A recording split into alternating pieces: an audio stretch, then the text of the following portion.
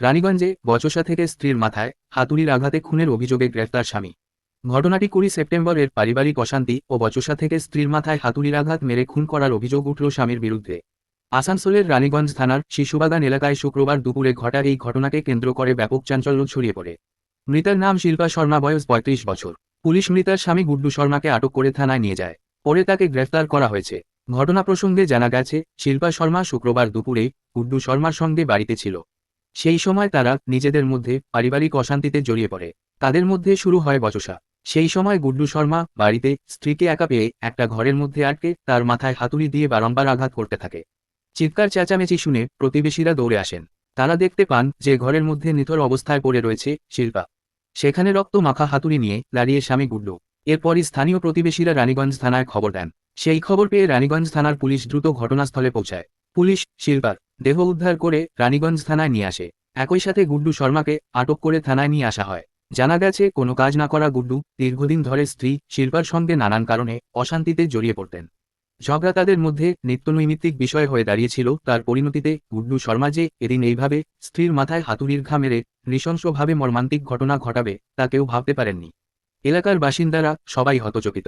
Police মৃতদেহ উদ্ধারের পরে বাড়িটিকে সিল করে দেয়। জানা গেছে, এই ঘটনার তদন্তের জন্য নমুনা সংগ্রহ করতে আসছে পুলিশের ফরেন্সিক দল। পুলিশের এক আধিকারিক এই ঘটনা নিয়ে বলেন, তদন্ত শুরু করা হয়েছে। পারিবারিক অশান্তি থেকে বা অন্য কোনো কারণে ওই ব্যক্তি নিজের স্ত্রীকে এইভাবে খুন করেছে তা তদন্ত করে দেখা হচ্ছে। ওই ব্যক্তিকে গ্রেফতার করা হয়েছে।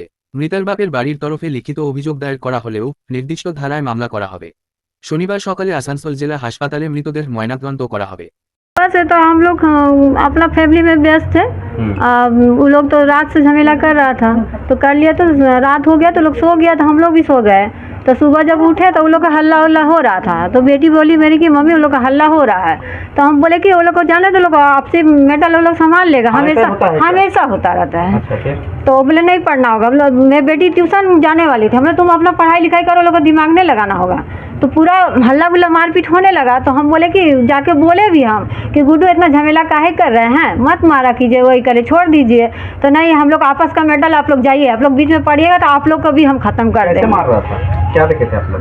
मारा हाथापाई हो रहा था। अच्छा। और जब वो कटारी निकला वो हम लोग नहीं देखे। हथौड़ा भी तो गिरा हुआ है। कटारी हथौड़ा गिरा हुआ है, तो वो हम लोग नहीं देखे हैं। जब वो दरवाजा बंद कर दिया, हम लोग वापस बरामदा में आ गए, तो वो का के मार के वो दरवाजा से खोल के निकला।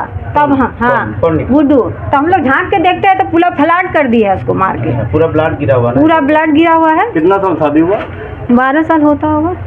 आपका उसका कोई बच्चा है छोटा सा, 2 साल का। क्या नाम है बच्चा का? बच्चा का तो अभी नहीं जान, लेकिन लड़की का आयुष शायद नाम है। लड़की का क्या नाम है जो मर गया? शिल्पा। शिल्पा क्या? शिल्पा सिंह है, वो लोग क्रिश्चियन है। तो वो लोग की लव मैरिज हुआ। ये लोग शर्मा है। तो शादी जब से हुआ तो उसी का टाइटल नाम होगा? तो नहीं की है ना। अच्छा। उसी के वजह से लोग का झमेला आपस में होता रह गया। हम मेरा में आ गया तो तुम मेरे में करो। गुड्डू शर्मा नाम है उनका? हाँ। अच्छा। और आप कौन लगते हैं? गुड्डू शर्मा ही लोग? भाभी लगते हैं। क्या नाम? गुड्डू शर्मा क्या करता है? वो दिमागी हालत ठीक नहीं है उसका, तो उसका ट्रीटमेंट चल रहा है। अच्छा। आप শুনলাম যে শিল্পী শর্মা বলে এক ভদ্রমহিলা, আর তার শুনছি যে এখানকার এলাকা থেকে যে ওনার মার্ডার করা হয়েছে। আর এবার সেটা পুলিশ তদন্ত করছে। পুলিশ তদন্ত করে বিষয়টি দেখবে, দেখার পরে যা উপযুক্ত যে শাস্তি হয় সেটা পুলিশ প্রশাসন সেটা করবে।